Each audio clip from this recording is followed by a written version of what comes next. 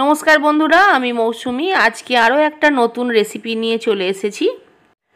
আজকে আমি বানাচ্ছি ঢ্যাঁড়স আলুর পোস্ত ভাপা। তো তার জন্য এখানে আলুটা সরু করে কেটে নিয়েছি, আর এদিকে নিয়েছি ঢ্যাঁড়সটাও কেটে, ঢ্যাঁড়সটাও মিডিয়াম সাইজ করে, মানে এক গাঁট করে কেটে নিয়েছি আর কি। আর এদিকে একটা মশলা বেটে নিয়েছি, পরে বলছি কি আছে।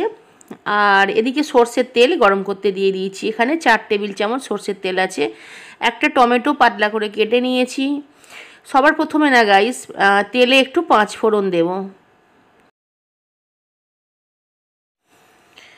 5 ফোড়নটা ভাজা হয়ে গেলে আলুটা এতে তুলে দেব। আর যে বাটা মশলা ছিল তার সাথে কিছু গুঁড়ো মশলা নিয়ে নিচ্ছি। এখানে ধনে গুঁড়ো, জিরে গুঁড়ো, হলুদ গুঁড়ো মিশিয়ে নিলাম। আর বাটা মশলায় ছিল কালো সর্ষে, পোস্ত আর গোটা শুকনো লঙ্কা। গোটা শুকনো লঙ্কাটা এখানে আমি 5-6টা দিয়েছি, যতটা আমার ঝাল ভালো লাগে সেই হিসাবে দিয়েছি। ঝালটা তোমাদের পছন্দ হিসাবে দিও। আর কালো সর্ষে এখানে আছে 1/2 টেবিল চামচ পরিমাণ। আর পোস্ত এখানে আছে 2 টেবিল চামচ পরিমাণ। মানে পোস্তর ভাগটা বেশি থাকবে, কালো সর্ষের ভাগটা কম থাকবে। সাদা সর্ষে কিন্তু এখানে একদমই চলবে না, কারণ যে ঝাঁঝটা নিয়ে আসবে ভাপাতে সেটা কিন্তু কালো সর্ষেই নিয়ে আসবে।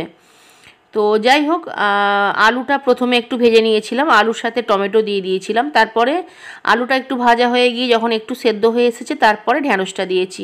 ঢ্যাঁড়সটা দেওয়ার পরেও একটু ভেজে নিয়েছি। তারপরে পরিমাণ মতো নুন দিলাম, আর বাটা মশলা আর গুঁড়ো মশলা যেটা একসাথে নিয়ে নিয়েছিলাম আমি, ওটাকে দিয়ে দিলাম। গ্যাস কিন্তু এখন স্লো আছে। আর আলু আর ঢ্যাঁড়স কিন্তু খুব সুন্দরভাবে কিন্তু সেদ্ধ হয়ে গেছে, কারণ এটা যেহেতু পাতলা করে কাটা ছিল না গাইস, তো সেই জন্য এটা ভাজতে ভাজতেই সেদ্ধ হয়ে যায়। এতে কিন্তু এক্সট্রা আমি জল একদমই দেব না, কিন্তু মশলার বাটিতে তো মশলা লেগে থাকে, তো ওই মশলাটা নষ্ট করব না আর কি, যেটা আমি একদমই করি না। তো সেই জন্য মশলার বাটি ধুয়ে খুব সামান্য একটু জল দিলাম। গ্যাসটা স্লো করে কিন্তু বাকি রান্নাটা করতে হবে। খুব তাড়াতাড়ি হয়ে যায় গাইস, ভীষণ টেস্টি একটা রেসিপি।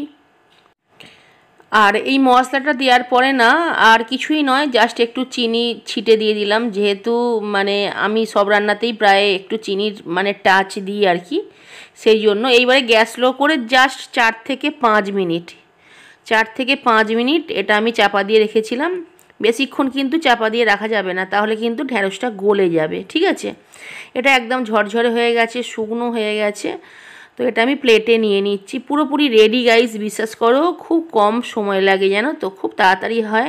আর এটা গরম ভাতেও ভালো লাগবে, রুটি পরোটার সাথেও ভালো লাগবে। যদি ভালো লাগে না আজকের রেসিপিটা, অবশ্যই আমাকে কমেন্ট করে জানিও।